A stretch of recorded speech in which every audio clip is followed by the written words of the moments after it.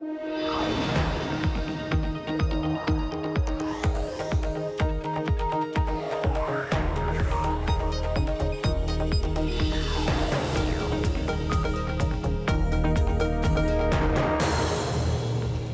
Emily Chang, and this is the best of Bloomberg Technology, where we bring you all our top interviews from this week in tech.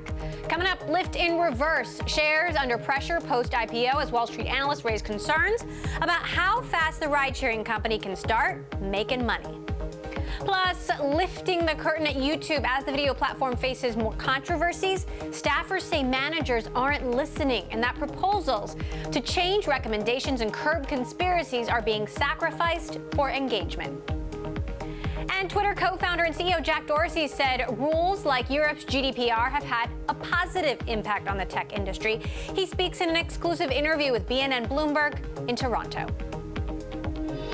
But first to our top story. After much fanfare and a first-day pop in the stock, Lyft is losing some steam after going public, falling below its IPO price. Among investors' concerns, justifying its valuation and timeline for turning a profit. And analysts are striking a cautious tone about the stock, with the majority giving it a neutral rating. We discuss the road ahead for Lyft with Jake Fuller, Managing Director of Equity Research at Guggenheim Securities, and Bloomberg Intelligence's Mandeep Singh. I'm not sure you want to read too much into the short-term trading activity. It is a high multiple story stock. You'd expect to see a little volatility around that. That being said, we did launch with a neutral rating. Bottom line for me, you have to look too far out and make some really big assumptions here around things like growth rate, margin profile, and whether or when they can get to a self-driving car future. And look, even when I interviewed the CEO, Logan Green, he said, he couldn't give us a date when self-driving cars would be available, and yet many investors were sort of betting on them not having to pay drivers and relying on self-driving technology. Mandeep, you seem to think that the expectations for Lyft are too high, and Lyft won't be able to meet those expectations. Yeah, so in their S1, they laid themselves out as a transportation as a service company, and a lot of people were expecting them to trade at the same multiples as software as a services companies.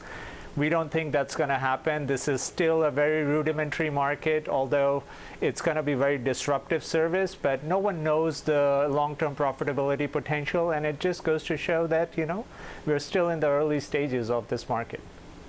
Now, Jake, what do you make of Carl Icahn backing out here? I mean, the Lyft founders own 5% of shares, but have almost 50% of voting power. It is not unusual in technology. You see the same thing at Facebook, at Google. But for a company that, maybe doesn't have a lot of leverage, what do you make of a big name brand investor backing out? Look, I'm not sure we make a whole lot out of it.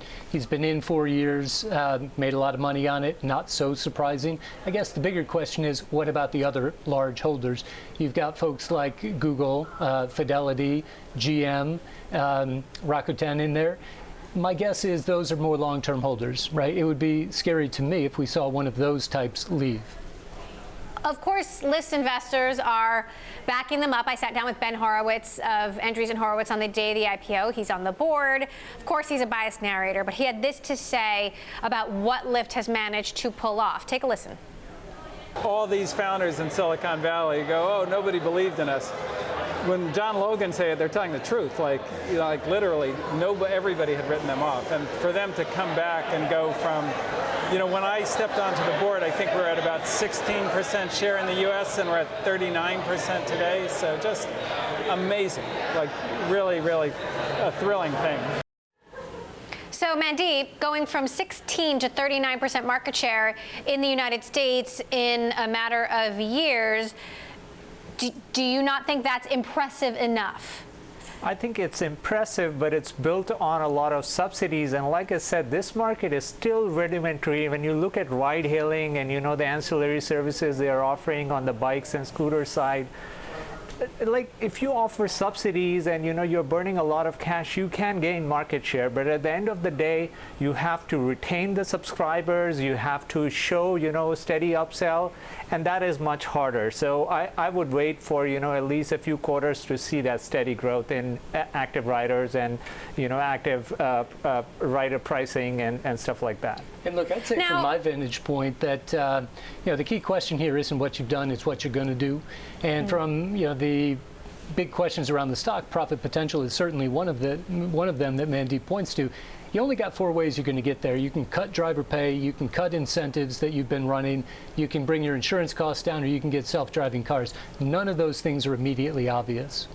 Now, Jake, would you have the same concerns about Uber, even though it is a much bigger business? So we don't know as much about Uber yet, right? We don't have the public filings, but it is a bit of a different animal. Number one, it's the market leader. Number two, they have a big international business. And number three, they have a large food delivery business. So a bit of a different story there. Number three, they have a large food delivery business that they are pouring a lot of money into, and they've got other bets. Lyft sort of pitched itself as focus. Uber has, a number of different bets spread around. I mean, does that make Lyft a better case than Uber? So I think one of the things we got to figure out here is what does the financial profile of some of those other businesses look like? We just don't have the access to the financial detail for Uber yet, so hard to say. The food delivery business in particular, though, potentially stands out, right? You do have some public companies, a company like Grubhub, where the profit margins are quite high. Now, Mandeep, we haven't seen the S1, but Uber has actually released some financial data for the last several quarters, which show that Uber's revenue much bigger than Lyft's, but also losses much bigger than Lyft. Have you done any preliminary work on how they actually compare? Yeah, so obviously they're about 5 times bigger in revenue and booking. And, it just goes to show that they're obviously diversified, but at the end of the day, their top line is driven more by, kind of international growth as well as U.S. growth. So it's a very balanced kind of top line, whereas Lyft is more U.S. focused. And I would say Lyft has higher take rates. So one of the things we were surprised by is Lyft has take rates of about 28% now, and they have grown impressively over the last 2 years. And if I compare them to the online travel guys, Booking and Expedia, they're much better. So it's really for Lyft and Uber, the story is about containing costs now. Their take rates are very good. It's about containing costs, and I think that applies to both of them. Guggenheim's Jake Fuller with Bloomberg's Mandeep Singh. Just last month, Apple held a glitzy, star-studded event to announce a slew of new subscription services. But the event prompted more questions than answers. While the iPhone maker brought in a parade of celebrities to introduce its new TV Plus streaming service, the company was light on some key details, including pricing and subscription models, and it has left investors and analysts questioning just how it plans to compete. Wedbush analyst Dan Ives and OpenX chief brand officer Dallas Lawrence joined us Monday to weigh in. I think the biggest thing we saw out of the survey was that a majority of U.S. Adults are now streamers, and they have a heavy appetite for more than just one content provider. On average, they use 3 different content providers for streaming. And we use what's kind of the 15-100 rule, and it's very interesting how it's similar across cable and television. U.S. adults are able to want to watch about 15 channels, and they're willing to spend about $100 on cable. They're also willing to watch about 15 streaming channels and spend about $100 per channel, with $100 total, with a maximum of $24 per subscription. So if you think about the revenue growth there, that's about twice what Netflix charges. So the average consumer is saying, we're willing to spend about $100 in total per month for streaming. We want more than one device, so that shows some good competitive landscape there. And we want to really own how we want that device to come with us wherever we go. Now, Apple hasn't said how much it's going to cost. Dan, I assume a higher price point wouldn't be good for your models, right? Or would it? I mean, look, if they did that, even though I think that math, that's a great point that Dallas makes. I think initially we see it as $1 or $2 less than Netflix, because right now, I mean, for them it's a market and mind share arms race that they need to get to. And I think right now, you look at the event, the big issue was obviously lack details. But it comes down to it's really them building themselves more of a distribution platform than at least original content, which they're spending $1 billion a year. And relative to the $20 billion that Netflix, Disney, and Amazon are spending, it's a rounding error. So that's why right now this is going to be an Everest-like climb for Apple on content streaming. But we do believe that a large content acquisition is something that will finally happen at Apple in 2019. But Apple rarely makes big acquisitions. What content acquisition, what kind of acquisition are you looking at? I mean, look, the clock struck 12, in our opinion, for them. I mean, obviously beats the last one that they made in terms of M&A, $3 billion, 2014. We look at Sony Pictures, Lionsgate, MGM.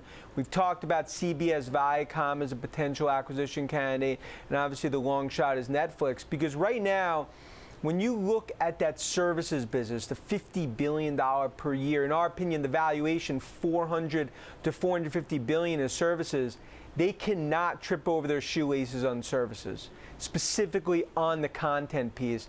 And right now, they need to put more fuel in the engine from content. We see them doing it in M&A, and that's something we see later this year. Now, Dallas, something else that you point out is you believe content isn't necessarily king. I think that's right, yeah. So the fact that they don't have all the original content in the world isn't necessarily a game changer? I think that's right. I completely agree with Dan. I think distribution here is king. The biggest news that Apple made last week was the news that they're moving away from the device to hardware strategy and letting users access Apple Plus on their smart televisions this year. That's a game changer for Apple to really become the portal through which those who are accessing their streaming content or building their individual skinny bundles are going to be doing. And so, but Apple has to have shows that people want to watch. Well, I think the number one thing Apple has is 1 billion subscribers and 1 billion devices. And the majority of OTT subscribers today are watching more streaming content on their smartphone than they are on the device.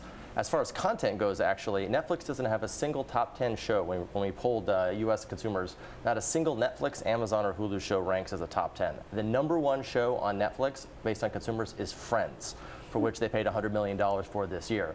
So I think there is a way to get the content, but the key is that distribution model. And I would, again, completely agree with Dan that I think Apple's install base is a huge leg up. Those Friends reruns are never going to die. Dan, what do you think about that? That maybe content doesn't matter so much, and maybe it doesn't matter that Apple is so far behind? Yeah, look, I couldn't agree more with Dallas in terms of distribution. It comes down to 1.4 billion active devices, which is why we ultimately believe the key here and how we get to 100 million potential subscribers over the next 3 to 5 years is distribution. That continues to be their position of strength. Although content, they definitely are playing from behind the 8 ball. But right now, it's going to be distribution first, then content. That's going to be the focus for Cook and Company. But look, their back's against the wall. I mean, this is, in our opinion, going to be the most defining period for Cook and Apple in the history of the company. And right now, their future will be defined by their success on services and monetizing that install base over the next decade. Interesting. And Dallas, quickly, you also found that users have a bit of content fatigue. I know this is first world problems, yes, but they're overwhelmed.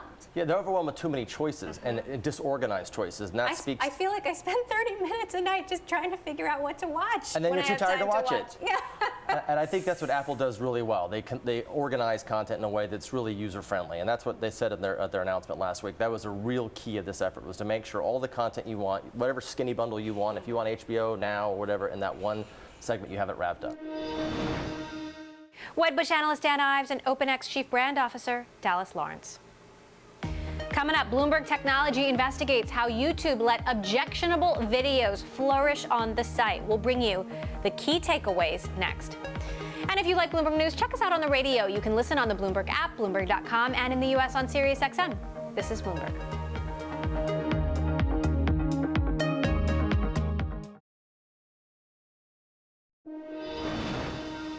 A new Bloomberg investigation reveals managers at Google's YouTube aren't doing everything they can to curb toxic and misleading videos on the platform. Staffers tell us instead it is all about increasing engagement, the primary measure of views, time spent, and interactions with online videos. Multiple current and former employees say executives, including CEO Susan Wojcicki, were given suggestions on how to deal with malicious content. However, they say they were told not to, quote, rock the boat. Bloomberg Tech's Mark Bergen wrote the piece and joined us on Tuesday. There's a series of events dating back to you go back to maybe 2012 or so. That was when YouTube put in this internal goal to get to 1 billion hours of watch time, and they sort of rejiggered their entire technical infrastructure based on optimizing how long people watch videos. And so over the years, particularly since the 2016 election, we had a lot of people internally bringing up this sort of the downsides of that, where they're sort of optimized for outrage. And so you saw people on the political fringes going viral on the site. What you saw with kids content, where channels like Toy Freaks, there were sort of these really aggressive, sometimes violent pranks that flourished in part because of the algorithms just favor these engagements over and over again.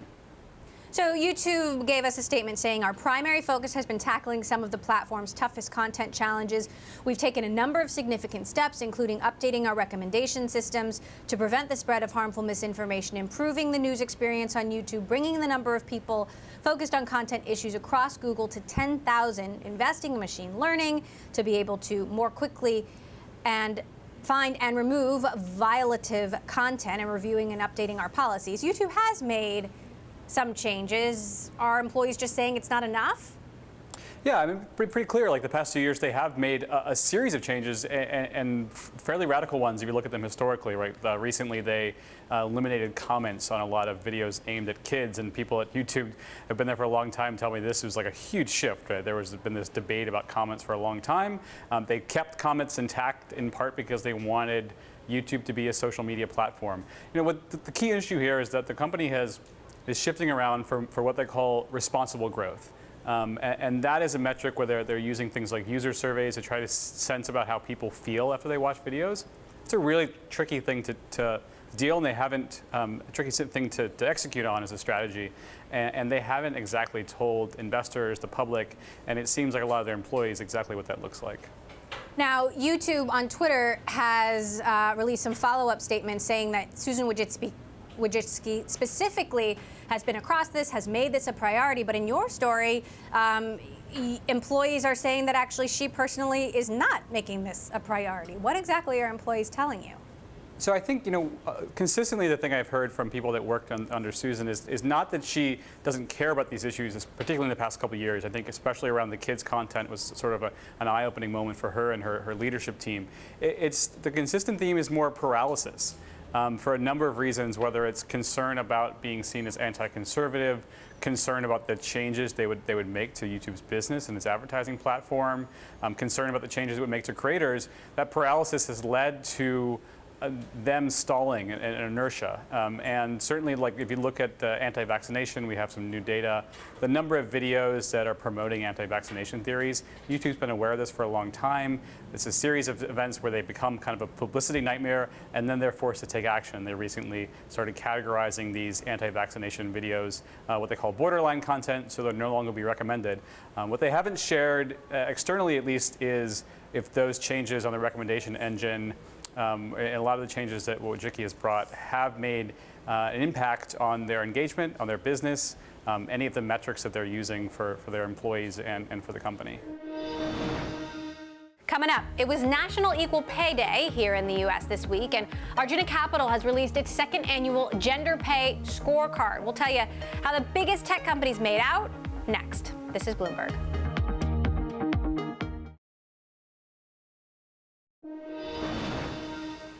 In the U.S., April 2nd is also known as Equal Pay Day. It is a day to recognize the push, or lack thereof, for pay parity among men and women in corporate America.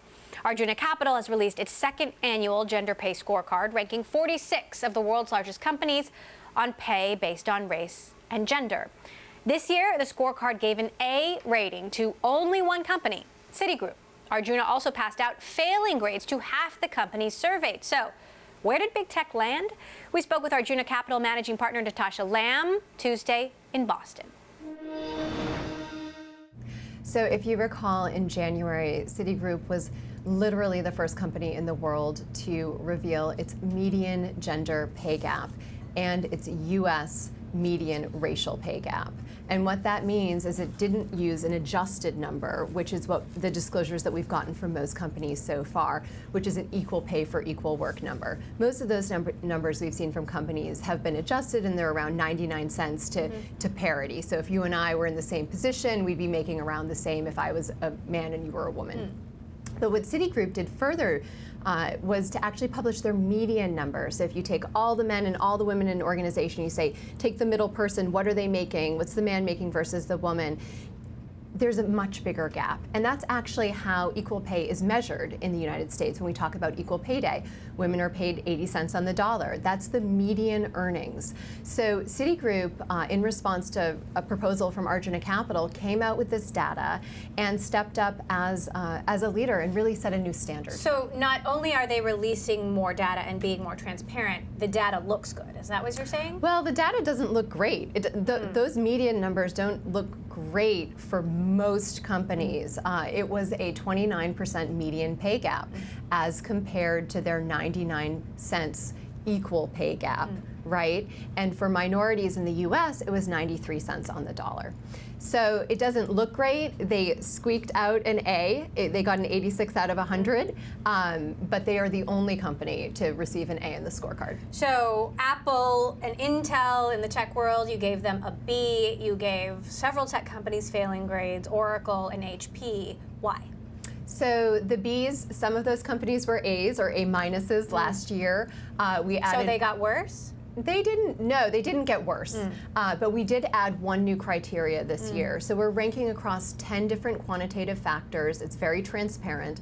And we added the median racial pay gap in the US. That's a statistic that Citigroup put out this year and that no other companies had put out. And it set a new standard. So we added that to the mix. So some of those companies that were getting A minuses are now getting Bs, but they have made some improvements with their equal pay for equal work numbers, their global coverage of how many employees they're reporting on, and then the companies that failed. I mean, it was half of the list, and so Oracle, HP, also outside the tech world, Marriott, McDonald's, Walmart. Why did they fail? Yes, because they're not disclosing, and if they are, it's only because of a regulatory mandate in the UK. So some of those companies, like McDonald's, have to report in the UK, and those numbers look okay, but those are only 2 out of 10 data points that we're looking for. We are seeing some steam and momentum behind equal pay regulation in the United States. Do you think we need laws here?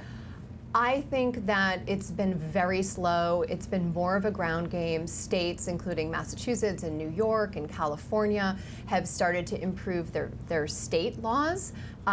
You recently saw a judge in the U.S. overturn a freeze that had been put on by the Trump administration that was going to require companies with over 100 employees to report their gender and racial pay data to the government.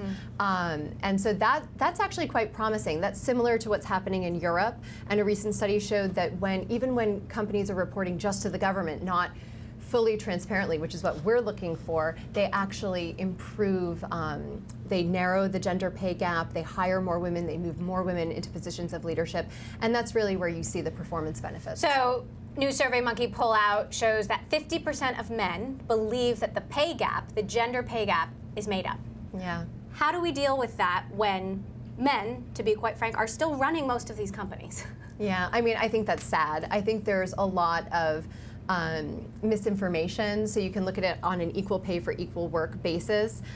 Even in my industry, finance, I'm a financial advisor, the gap for financial advisors for equal pay for equal work is 62 cents on the dollar.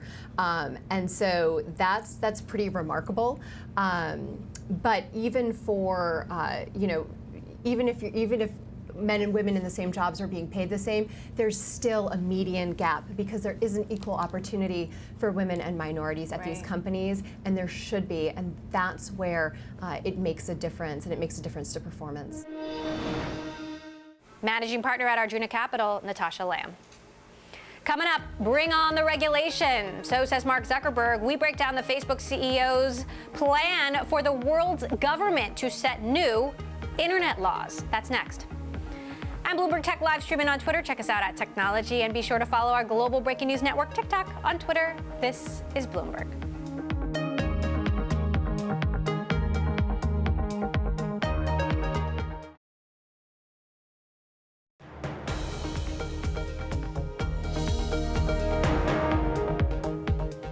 Welcome back to the best of Bloomberg Technology. I'm Emily Chang.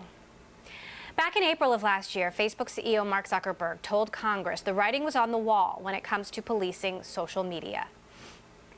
I think that it is inevitable that there will need to be some regulation. So my position is not that there should be no regulation, but I also think that you have to be careful about what regulation you put in place.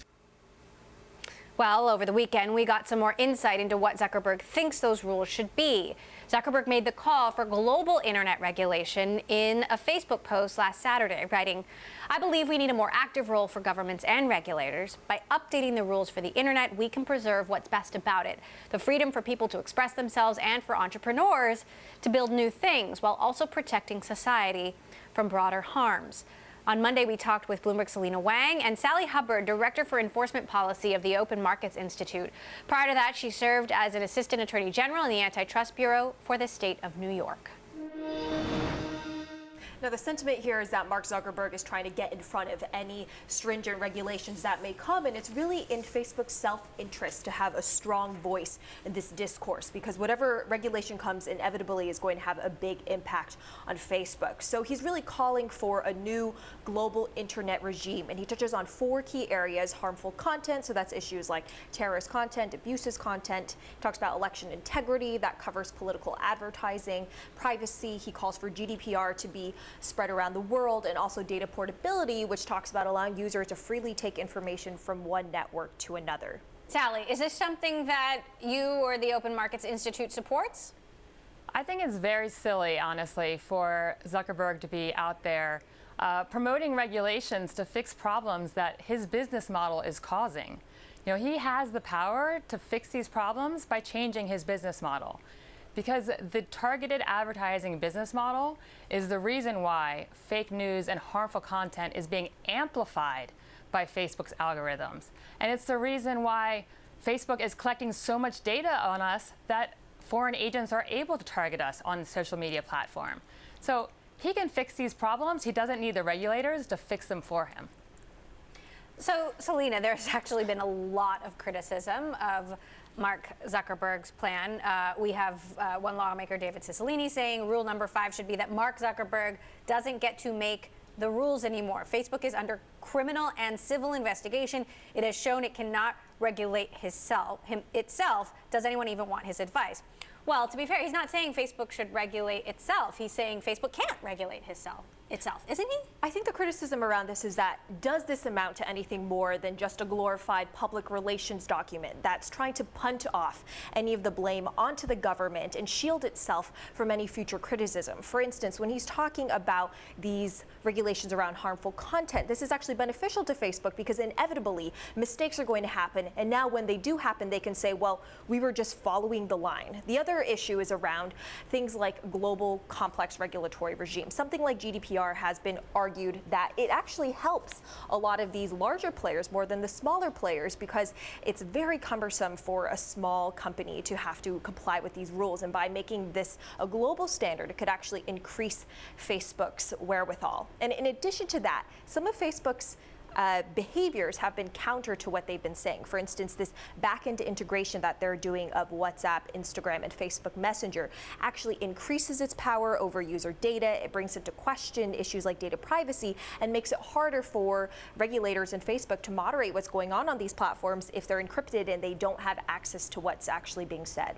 Sally, is it possible that both of these things could be helpful here, that Facebook could do more to regulate itself, but also that governments around the world could do more to cooperate to regulate Facebook? I think governments around the world definitely need to regulate Facebook, but I don't think they should be taking their cues from Mark Zuckerberg. I think there are other options, things like interoperability, that could open up competition much more effectively than the data portability that he proposes. And I also think these half measures that he knows are not going to be effective, like the GDPR, so far has not been very effective at accomplishing its goals. So he's proposing things that he knows won't really fix the problems, won't really require Facebook to change the way that it does its business, and won't impact Facebook's profitability, but also just won't work. So yes, regulators need to get involved, but they don't need to be taking advice from Mark Zuckerberg. What will fix the problem, in your view? So I think interoperability, as I mentioned, would be a big way to allow entry into competition, which would be things like, you know, for example, your Verizon wireless phone can communicate with an AT&T wireless phone. So allowing communication between networks could actually allow competition to open up. Data portability won't do that, because if I take my data, where am I going to take it to? I need to be where all my friends are. So that's why interoperability is a much better solution. Also, opening up APIs for competitors in a secure way is another proposal that's been made. And I do believe that the integration of WhatsApp, Instagram, and Messenger that's planned should be prohibited by the FTC, and that those deals should actually be unwound. Selena, David Cicilline mentions criminal and civil investigations. There are questions about whether the FTC would have some oversight of this, marriage of the back end of Facebook Messenger, Instagram, WhatsApp.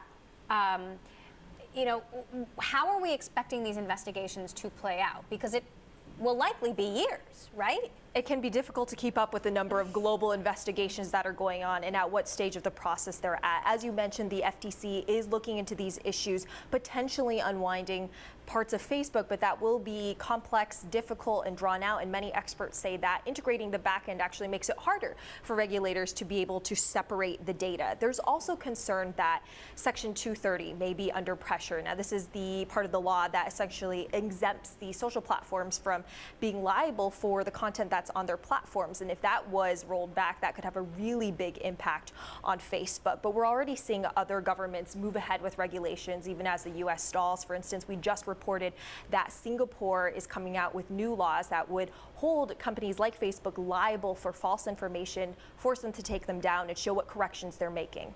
Sally, are there any governments outside the United States that you feel are getting it right or have a good model for that other countries could follow when it comes to creating some sort of framework to better govern big tech, given that big tech clearly isn't doing a very good job of regulating itself, even though you and many people think they should? I think the GDPR had promise. Unfortunately, I don't think it's being adhered to, and it's not being enforced properly. I think there are things that you can learn from the GDPR. I actually think the California privacy measure also has promise, and I'm concerned that big tech is out there promoting other laws in other states like Washington State, with the goal of eventually getting a weaker privacy law at the federal level to preempt the stronger California law. From the antitrust perspective, the German authority just did a very innovative case where they said that Facebook abused its dominance by violating the GDPR and collecting too much data from consumers. So I think they have a real good clue of where things are going. And the European Commission has at least enforced its antitrust laws against tech platforms, although it hasn't done a great job following up on the remedies that's insisted upon in its decisions. Bloomberg's Selena Wang and Sally Hubbard of the Open Markets Institute. Coming up, Twitter CEO weighing in on one of the biggest issues for big tech in 2019, saying he thinks regulation is a good thing. More from our exclusive interview next. And later, who hacked Jeff Bezos? The Amazon CEO's top security point man has a new theory, and it is a bombshell. We'll discuss. This is Bloomberg.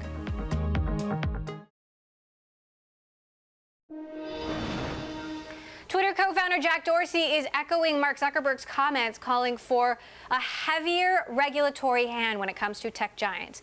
Many social media companies have pivoted to focus on healthier conversations among users after drawing criticism for issues like fake news and harmful speech. In an exclusive BNN Bloomberg interview, Dorsey says he would welcome more regulation. Take a listen. We've seen abuse, we've seen harassment, we've seen people leave our platform because of it, we've seen voices being silenced because of what's happening on the service, and that is number one. Like, we can't build a platform of speech, a platform of conversation, and a service that will remain relevant to people if people don't feel safe to speak up in the first place. So for all those who believe in free expression and all those who believe in free speech, it's critical that we're not utilizing technologies like Twitter to shut down voices and to silence others. And a lot of our policies and enforcement, and now more and more so technology, is aimed at addressing this problem. It's never going to be fully solved because it's one of those things where you just have to constantly iterate, and perfection is not a goal. But we need to give people much better controls over their experience, and we need to do more of the work for them. We need to take away the burden of reporting harassment or abuse. We need to utilize technology better to automatically identify where it's happening or where there's a high probability of it happening, so that people don't necessarily have to see it when they didn't ask to get into the fray as what's brought to them. How much of it is Twitter focusing on that? How much of it is inviting more conversation from outside parties? And I ask that because for the last few days there have been a lot of headlines around Mark Zuckerberg's piece in the Washington Post about more regulation of the internet. Did you have a chance to see those comments? Would you say they align with your general views? Because you have talked about this issue before. I think so. Generally, I think regulation is a good thing. It's a net positive, and I think our role as a company should be that of an educator, helping regulators and legislators understand what's happening with technology, the secular trends that we're seeing, that we're aware of, how our system works. And the job of a regulator is to ensure protection of the individual and a level playing field. So as long as we're working together on that, that has good outcomes. I haven't looked at all the specific feedback to Mark's post, but I generally think that there are things like GDPR that have been net positive, not just for our platform, but also for the industry in general, and specifically adds a lot more clarity around privacy. It adds a lot more clarity around how data is being used. And typically a service like ours, our terms of service are a little bit hard to read and a little bit hard to follow, and not necessarily the most customer-focused thing. So GDPR put a stake in the ground to at least bring out some elements that you had a lot more control over, and I think that's a net positive. So if there's more room for that, then yes, absolutely. But we also, there's not going to be any one party that's responsible for fixing this. I think putting too much of that weight on any one entity, whether it be a corporation, individual, a government, is just not going to work. We have to think about it a little bit differently. We have to think about it as a desire. We have a desire. Our purpose is to serve the public conversation. Our desire is to incentivize and increase healthy conversation in that. And for that, we can look much deeper. We can look at what we're incentivizing. We can look at the very foundational nature of the service and making sure that we're not incentivizing behaviors that would take away from health. And today there's areas where I think we are. So those are the questions that we're asking, and it will lead to some fundamental shifts in how the service works and how people experience it. That was Twitter CEO Jack Dorsey. Now, for reaction, we spoke to Bloomberg Tech Selena Wang, who covers the company. Take a listen. Well, I think it's very far from the grand manifesto that Zuckerberg had. And when we wrote that story on Facebook calling for regulation, Twitter declined to comment. And even in this interview, you don't hear Dorsey specifically addressing all of the 4 points that Dorsey laid out. He does say, however, that regulation as a whole is a positive thing and that GDPR has been beneficial. He also admits that Twitter's terms of service is notoriously difficult to read and that it's brought some clarity around how exactly Twitter gathers data, how it's used. I think it's also worth mentioning that Twitter has less of an incentive to really play a strong role in the discourse around regulation. It's in their benefit to let Facebook set the tone, to let Facebook take the heat. And any regulation that eventually comes is going to impact a giant like Facebook and Google much more than a much smaller platform like Twitter. I wonder if, some of these tech CEOs are simply tired of being blamed for all of these problems and would like to shift the responsibility to somebody else. There is an interesting situation here where you have the CEOs who go out and trying to improve the public relations and the messaging around the company, but at the end of the day, we have to see the results in the company. And Jack Dorsey loves to have very idealistic visions about what the future of healthy conversation is going to be like on Twitter, but we haven't yet quite seen how that's exactly going to change in the product. Now, they have started iterating in a beta app. They're looking at ways to maybe de-emphasize the follower count, how many likes and responses people have, but to increase the encouragement of healthy conversation that's not toxic. But that's still in testing phases. It's been more than a year since he's talked about this initiative, and we still haven't seen the results. Meantime, I want to ask you about SoftBank out there trying to raise another $15 billion for the Vision Fund. $100 billion is not enough. Talk to us about what's driving this. $100 billion is not enough until you start looking at the pace of deal making for this company. In just about 2 years, they've invested about $70 billion into startups like Uber and WeWork and dog walking companies and cancer detection, and they don't want to slow down that pace of deal making. And if that's the case, they need to recapitalize. So we've reported that they're seeking to add another $15 billion to nearly $100 billion, and they're looking at a variety of options, including asking some of their existing backers to waive debt repayments, raising more capital. They're looking at all sorts of options. We don't know the timeline for when this may close, and it is possible that a deal could not be struck. Where are they going to put this money? Well, they want to continue on this grand vision of AI and the startup groups of number one. I mean, Moss has been very clear about wanting to back the leading company in every industry that is critically impacting and disrupting that sector, be that dog walking or cancer detection or ride hailing. And he said that every 2 to 3 years he wants to raise another $100 billion fund. So now we're just about getting to that point. Now, SoftBank is interestingly a small investor in Lyft, a big investor in Uber. Do we know if they're going to make money on the Uber IPO yet? Do we expect them to? We don't know yet. And when you talk to SoftBank, they're always talking about the long-term vision, and they're always saying that their repayments are very attractive and that the investors are interested in doubling down and recapitalizing. So there isn't a lot of transparency at this point on those numbers, but they're certainly hoping it's a positive one. Bloomberg's Selena Wang. Still ahead, all the riches in the world couldn't keep Jeff Bezos from getting hacked. Was it the National Enquirer or a foreign power? We'll break down what his security team thinks next. This is Bloomberg.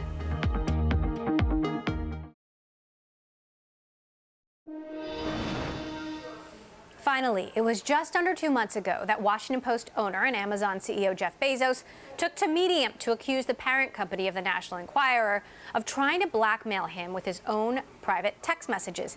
In that post, Bezos pointed out the Washington Post coverage of the murder of journalist Jamal Khashoggi in a Saudi Arabian consulate seemed to, quote, hit a particular nerve. Now, things have been taken up another level thanks to Bezos' personal security consultant, Gavin de Becker, who made the following accusation in a Daily Beast op-ed, saying, quote, our investigators and several experts concluded with high confidence that the Saudis had access to Bezos' phone and gained private information. As of today, it is unclear to what degree, if any, AMI was aware of the details. To discuss, we were joined by Bloomberg Spencer Soper in Seattle and Bloomberg Tech Senior Executive Editor Brad Stone. He is disputing the kind of prevailing consensus about this whole episode, which I kind of call the Occam's razor consensus, the simple solution, which is that Lauren Sanchez's brother, Michael Sanchez, provided... Lauren Sanchez, the woman who he was alleged to have had an affair with by the National Enquirer. Right, and the consensus prevailing now is that Michael Sanchez, her brother, provided all the text messages starting in the fall of last year to the National Enquirer. I think Bezos and de Becker are frustrated with that explanation. You know, they believe, and this has been clear since Jeff's Medium post, that Saudi Arabia, the country and its leader, MBS, were involved. And they see a couple discrepancies with the Occam's razor solution. They say, and Michael Sanchez actually claims that when he was contacted first by the National Enquirer and Dylan Howard, the chief content officer, that they already had some text messages. And so he's pointing to these, these other forces that may or may not be at work. And de Becker says that he turned over information about this to U.S. law enforcement officials. Spencer, Gavin de Becker makes these proclamations but doesn't provide any evidence. Does that undermine the argument at all or the point that he's trying to make? Yeah, absolutely. I mean, at this point, we just don't know if Bezos is buying the narrative of his choosing through an intermediary or if they actually have some evidence to back up these claims. All of the evidence that he put in his 2,000-word, basically you can only describe it as a conspiracy theory at this point. is circumstantial. It's all, interesting and intriguing, but show us the goods. It certainly is intriguing, Brad. So why? Well, one thing that has changed is that I believe 1 or 2 weeks ago, the New York Times had a fascinating story about these companies. Many former law enforcement, secret, private security folks from Israel and United Arab Emirates, who now had companies. They mentioned a couple. I think MSO is one. Dark Matter was the name of another company that are sleuthing on behalf of governments and basically stealing communications. And and Gavin DeBecker points to that story and says, look, this is possible, this is happening. We know that this contributed to the murder of Jamal Khashoggi, and perhaps Bezos himself was targeted. Why are they doing this? I mean, I think, look, they're frustrated with this simplistic narrative that has taken hold. Meantime, AMI is saying, despite the false and unsubstantiated claims of Mr. DeBecker, American media has and continues to refute the unsubstantiated claims that the materials for our report were acquired with the help of anyone other than the single source who first brought them to us, Spencer, which is Lauren Sanchez's brother. Now, when that story broke, to be fair, most of the texts that were published in that story seemed to be from her side. How do we explain that? Well, I'm sorry, how do we explain that all the texts we've seen so far are simply from Bezos to his... Right. Yeah, I mean, well, that's an interesting thing. If the Saudi government had access to Jeff Bezos' phone, is this the best they can come up with? That's a very good question, because by the very nature of what's been revealed so far, it does look like the person with access to the messages is someone who potentially was close to Lauren Sanchez. Brad? It's a great point, but Michael Sanchez isn't denying that he provided some of the texts. The question is sort of like, where did it originate? And Michael Sanchez says the National Enquirer already knew about it. This is certainly what Gavin DeBecker, the theory that he is proposing, the more complex theory. It all is actually it almost comes off as juvenile, like who started it, where did it start? Right, and what's the point? Right, and what is the point? I think it's, who knows? I mean, who knows? Amazon spends $1.6 million on Jeff Bezos's personal security. So either way, and that's in the financial disclosures. Either way, it's kind of amazing that a lot of people paid very well to do their jobs, protect this executive. Clearly, didn't do their jobs properly in this case. All right, Spencer, another story we're following. Amazon saying they're going to lower the price of goods at Whole Foods, basically across the board. What do we know about this? We know hundreds of products. We know that's a small fraction of their overall inventory. We know that Whole Foods remains a lot more expensive than most other places you can buy your groceries, like Walmart, Kroger, Costco, etc. Brad, Jeff Bezos still has a job. What do you make of this sort of in the context of the larger Amazon narrative right now? The Whole Foods price lowering, that groceries remains a 10-year plus work in progress. They've been trying their own services. They've acquired Whole Foods. They don't have much to show for it. Whole Foods sales have been basically flat, actually a little bit down last year. And so they continue to try new things, innovate new kinds of store formats, and now lowering the prices to try to juice that particular business segment. Bloomberg's Brad Stone and Spencer Soper. And that does it for this edition of the Best of Bloomberg Technology. We will bring you all the latest in tech throughout the week. You can tune in every day, 5 p.m. in New York, 2 p.m. in San Francisco. And we are live streaming on Twitter. You can check us out at Technology, and be sure to follow our global breaking news network, TikTok, on Twitter. This is Bloomberg.